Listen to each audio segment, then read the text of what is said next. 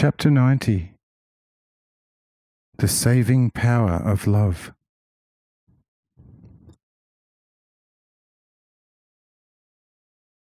Thereupon the delegated men rose and went to the children, still lying on their faces, and conveyed to them Adam's loving command, which was a commandment of freedom, or one that releases what had been imprisoned, because it is a commandment of love.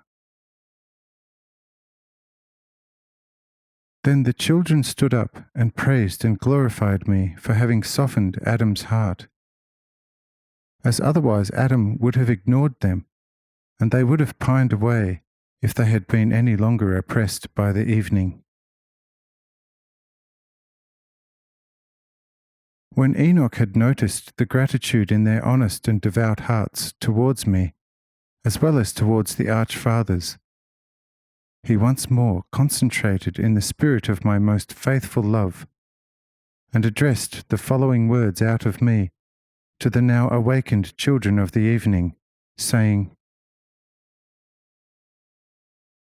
"Listen, dear brothers and sisters in God. Our God, who is a mighty Lord over all things, and our most loving and holy Father, as well as in Adam, who is the first created out of the almighty, eternal love of God, and the physical Father of all of us. The command that kept you isolated in the evening region, which lacks light and love, is now abolished as if it had never existed.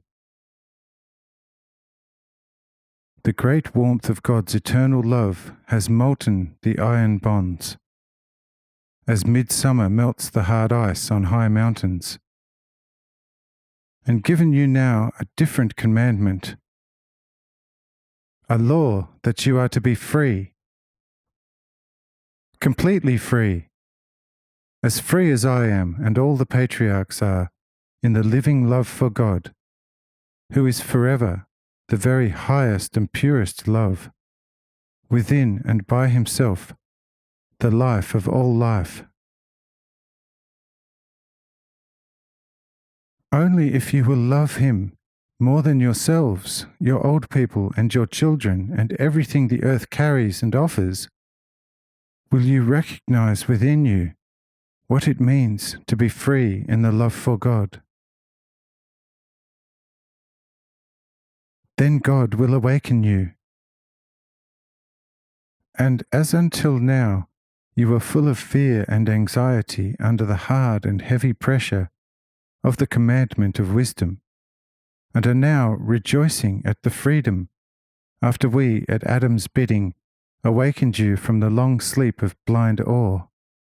Thus, and in an inexpressibly higher measure, you will be rejoicing when God, because of your great love for him, will in spirit awaken you to everlasting life of both soul and spirit, in the contemplation of the highest truth.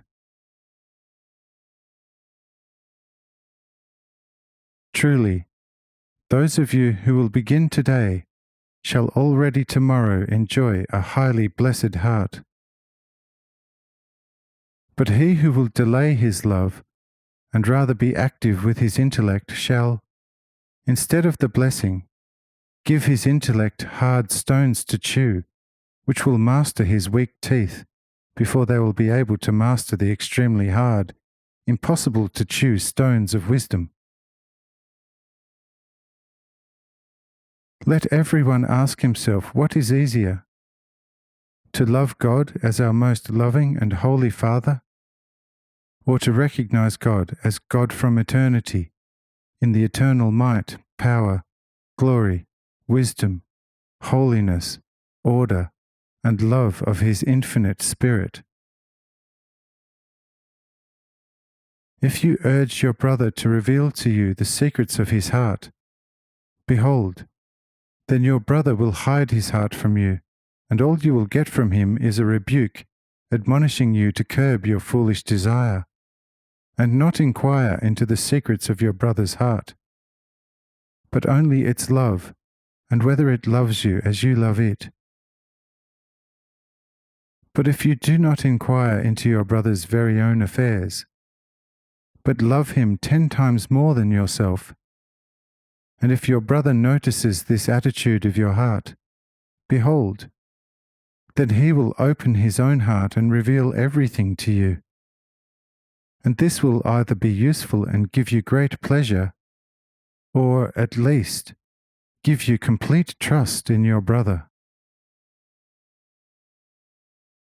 Behold, dear brothers, thus it is also with God. Who could ever force God to reveal himself to him? And if he did it, who could comprehend it and remain alive? However, if you love God above all, he will gradually guide and lead you into all wisdom and the highest cognition from eternity to eternity, depending on the intensity of the love you harbour for him in your heart. O dear brothers, therefore, do not inquire into such things, thus caring for the intellect, but love God, our most loving and holy Father, with all your might, and you will receive more in one moment than your keenest intellect would most imperfectly fathom in thousands of years. Love is the root of all wisdom.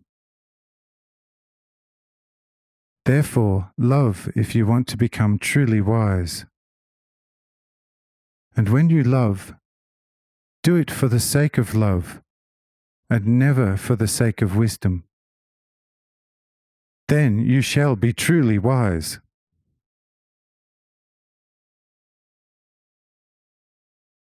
You are now free in the evening region, but only love will make you completely free in your hearts. Come tomorrow, come all with love to the new celebration of the Sabbath in the true, free love for God. Amen.